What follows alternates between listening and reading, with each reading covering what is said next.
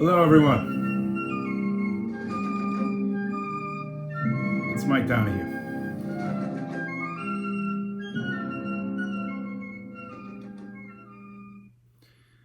Hello. So, I've been getting a lot of calls from a lot of friends as we're in the midst of this shutdown, March 22nd, 2020. Unprecedented times, uncharted waters for all of us. I hope you're well. I'm praying for your family. I hope you'll pray for mine. I think we'll all get through this. I think we are still brave, tough, solid, stalwart, courageous Americans ready to face any challenge and overcome it. That's my belief. So everybody knows I'm a former Superior Court judge, been a lawyer for a long time, and I keep getting these calls and texts and emails and messages. How is this legal? How can the governor or the president, focus on the governor for a moment, how can Phil Murphy sign a piece of paper that says we can't go to work, we can't associate with our friends, we can't run our businesses? How in the world can that be legal? Well, here's how it works. As you know, we have elections, right? And we elect people and we give them power. We give them political governmental power. And when they step into those offices, the governor of the state of New Jersey, for example, he steps into control of all kinds of things under the law we create through our representatives. Those laws in the state of New Jersey and other states include states of emergency, the ability for the governor to declare a state of emergency under certain circumstances. This goes back to kings and queens when they could do whatever they want. And throughout our history, we've established this law over time to deal with calamities. During World War II, we had this whole civil defense force because the Germans were coming, right? Or somebody was coming, the Japanese, the Germans. So we had all these laws, all these statutes, regulations that said, we're going to have a civil defense force. And if there's an air raid, you go around and you turn out all the lights and you pull the shades. And that evolved into the state of emergency and our offices of emergency management. They come right out of all those things that happened in World War II. And that developed from a bunch of other law, the biggest crisis of which was the Civil War.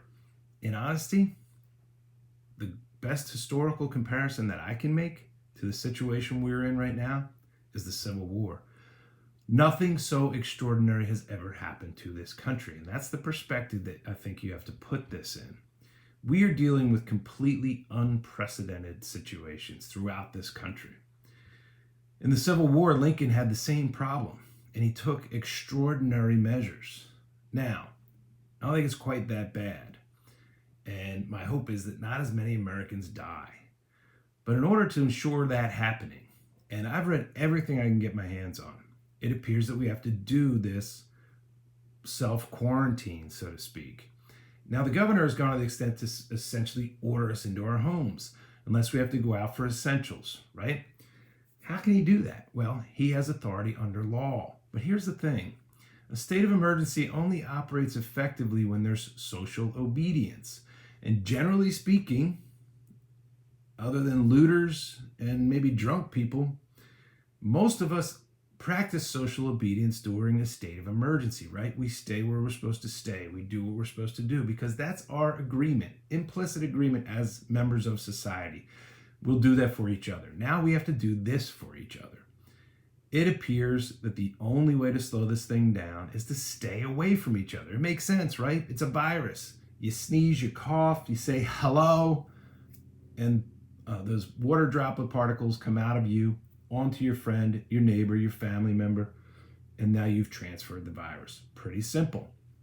Keep human beings away from each other.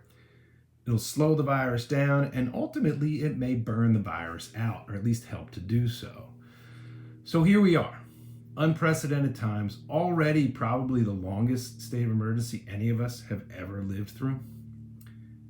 And we're practicing social obedience. Most of us. I think all of us should be. To my friends who keep saying this is ridiculous, this is crazy, do your research. Go online. It's all there. You can read all day and all night about this.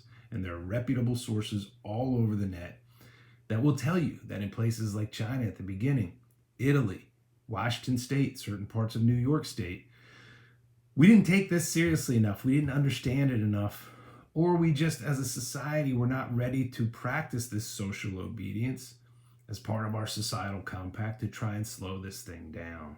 That's not where we are now. Watch some of those videos from the Americans out in Washington State telling us, and from Italy too, saying, take this seriously. All of a sudden, everybody's sick, and there are people going to the hospital, and there are no beds, there are no rooms, there are no ventilators, there's no oxygen. That's where we are. We have a chance to slow this down, especially where I am in extreme southern New Jersey. We have a chance to slow this down, to at least give our medical people, our medical facilities, a chance to take the sick in an organized, somewhat organized fashion instead of all at once. Because if they come all at once, more people are going to die. And if you care about your mother, as I do, if you care about your grandmother, your grandfather, you care about people in your family who might have immune disorders or other underlying conditions, then you'll do this. We have to do it. We have to practice social obedience. Now, how long will we as a society be tolerant of these orders? Because these orders are only effective because we make them effective. These are only effective because we practice social obedience. How long will we do that? I don't know. But we have to knuckle down for at least several weeks, and we all have to get that through our heads. So there is a legal basis for this.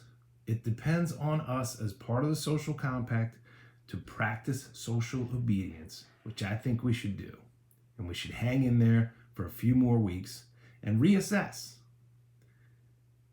But for now, let's try. Let's flatten the curve. Let's stand back. Let's keep our distance. Let's try to help one another get through this thing. God bless you and your families. And I wish you well.